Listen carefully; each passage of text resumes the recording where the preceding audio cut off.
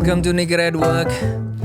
Salam semua, and this is the second episode of Season 5 2024. You notice by now that I just start with the music and then just speak into the music. I think this is nice, and I'm doing this one-man operation, just sharing with you.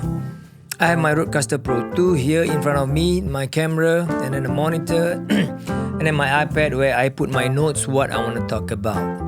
So, bear with me kalau aku ada tersilap salah.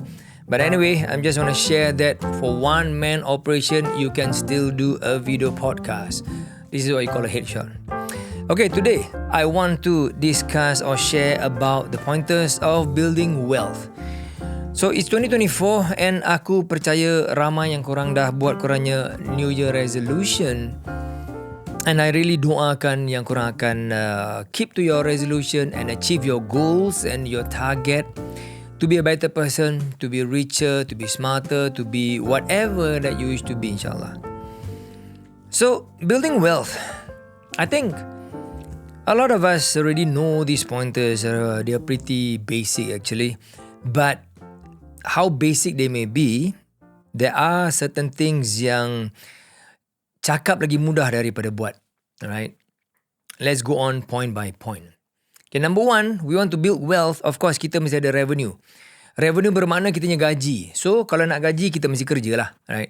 It doesn't matter lah kalau korang kerja dengan orang ataupun you are self-employed or trying out small business. So, I don't want to talk about the business part. Let's talk about just working. Salary as your main revenue. So, nombor satu sekali kita mesti ada revenue, that means gaji. Gaji tiap-tiap bulan. 1,000 ke, 2,000 ke, 3,000 ke, doesn't matter. So, that is a revenue. Without that, macam mana korang nak build kita punya wealth kan? So, revenue is number one. Right? And then the next one is savings. Semua orang tahu kan mesti nak save. But frankly, I'm going to ask you guys down here. How many of you guys practice saving immediately bila korang dapat gaji? Okay, we're talking about a 10% saving minimum on a monthly basis. Jangan tunggu sampai bila kau dapat gaji, kau nak belanja dulu. And then the balance, kau nak save. The best is, kalau hari ni dapat gaji, hari ni juga engkau transfer to another account. So kalau korang tak percaya in simpan duit di bank, you can withdraw your money and simpanlah bawah tilam kau. But that is not advisable. But my point is, take the 10% early and then put into the savings account ataupun put somewhere to save it diligently every month. Okay, ni kita mesti be disciplined. This is one tip that I want to share lah. Because savings is susah untuk ramai orang. Ramai sekali.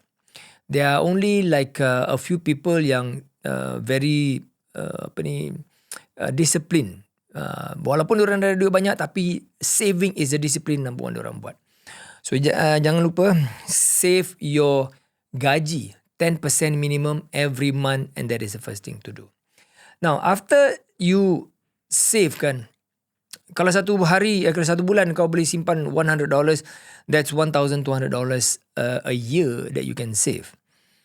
The next thing is to remind ourselves, spend below kita punya means. That means, if let's say gaji kita $1,500, jangan spend $2,000. Kalau gaji kita $5,000, don't spend like $7,000 punya gaji. It is always very important, always remind ourselves. Kita mesti belanja apa yang mampu ataupun bawah daripada kemampuan. That is the sure thing to really help us build our wealth. Number 3, kita mesti belajar budget. Ni semua korang dah dengar. Tapi berapa ramai yang buat sampai sekarang? Budget, which means every month korangnya perbelanjaan rumah, perbelanjaan makan, perbelanjaan transportation, perbelanjaan yang nak beli baju baru ke kasut baru yang terpaksa. And then the extra punya perbelanjaan yang kau tak akan imagine mungkin last minute kena beli. So there is a spare down there. So budgeting is very important. The next one, selepas korang dah simpan duit kan, save banyak-banyak, duit tu Kalau kita taruh dalam bank saja ataupun bawah tilam saja, dia tak akan beranak. So before, and people always say this, you have that money, learn investing. Invest that money, let the money grow. Kan? Semua dah dengar. Tetapi, I want to warn, before korang invest into anything, invest in yourself first. Belajar. Belajar macam mana nak grow your money. Ada orang yang suka dengar ataupun terpedaya dengan janji-janji certain kind of investment. Pulangannya banyak sekali. 8%, 10%, banyak tau tu. Okay? And then ramai orang nak macam kaya cepat. My advice, nak kaya jangan cepat-cepat. Kalau kau boleh dapat kaya cepat tu in, let's say, satu kali hit a gold mine, okay, that's nasib lah kan. But I'm going to talk about later, the next other podcast lah, about how money boleh kaburkan mata kita. But before that, back to this one, invest in yourself first. Belajar, educate. Always educate yourself dalam ilmu-ilmu apa-apa yang boleh membuat kau minda lagi berkembang and make you understand better so that you will know where to put your money to let it grow. And you will also understand, and you need to understand, apa itu risiko. Macam mana nak manage the risiko. Okay? So that is the next thing. Then after you invest, insyaAllah, dia dapat pulangan banyak lagi kan. You reinvest the returns from your investment. Invest lagi. Seolah-olah macam you have, you save your money already and you have extra cash. And then you do investment. Investment tu seolah-olah macam dia pekerja ataupun slave for you. And then the slave beranak ada children. So the children make the children of the slave also make money for you. The children of the slave keep on getting money for you. So in that way, dia punya compounding of your investment dia lagi banyak. And this is a long-term project. Always remember, investing is a long-term project. Jangan buat ataupun do very early gratification. Right? Kalau dapat untung sedikit, aku dah untung 10,000 lah. Wah, aku rasa aku boleh untung 10,000 setiap bulan. Suddenly, you have that mentality. Nak ingat untung saja. And then you indulge in very big purchase. Beli kereta baru, BMW, Mercedes, $300,000. Tapi engkau punya income dengan your returns belum fix lagi. That is a dangerous move. So, delay the gratification. Think long term for investment. InsyaAllah, the wealth will come. So, like I say, all these pointers are reminder for myself and for all of you juga yang listening. It looks easy. Sounds easy, tapi bila kita nak lakukan, it takes a lot of discipline.